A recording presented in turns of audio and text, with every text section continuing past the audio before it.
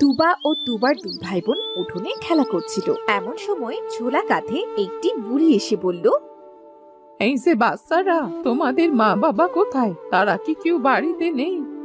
কেন ঠাকুমা, মায়ের কাছে তোমার কি চাই গো? মা তো ঘরেই আছে।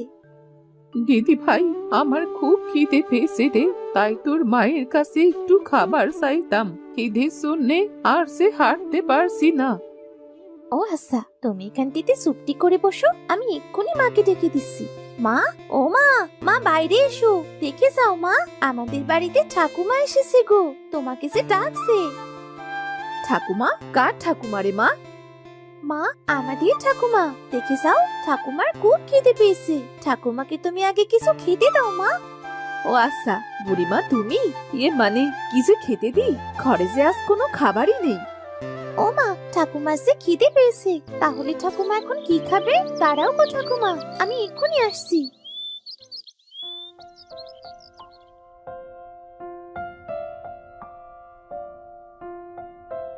এই নাও গো ঠাকুমা, সকালে মা রুবাদের বাড়ি থেকে কিছু বড়ই এনে আমাকে দিয়েছিল, এটা তুমি খাও গো।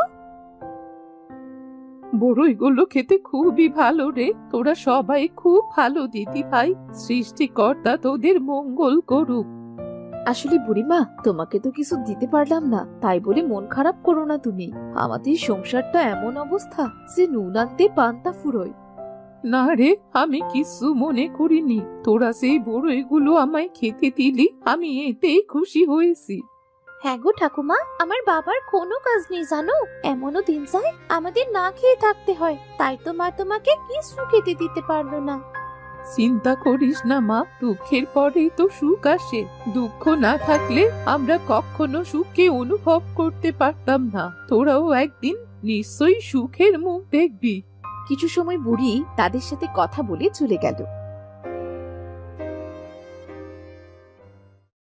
এদিকে বেশ কিছুদিন পর দুবাদের উঠোনে একটা ছোট্ট বড়ই চারা বের হলো। দাদা, এই দাদা, দেখ না, বড়ই সারা বের হয়েছে, কি মজা কি মজা, এবার থেকে আমাদের বড়ইয়ের জন্য আর রুবাদের বাড়ি যেতে হবে না। কিন্তু বোন, গাছটিকে আগে ভালোভাবে যত্ন নিতে হবে।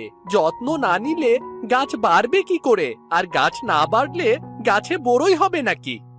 হ্যাঁ, তা তো ঠিক, চল দাদা, আমরা দু ভাই বোন গাছটির গোড়ায় জল দিই। তারা দু ভাই বোন গাছটির খুব যত্ন নিতে লাগলো। কি রে তুবামা, তোরা দুই ভাই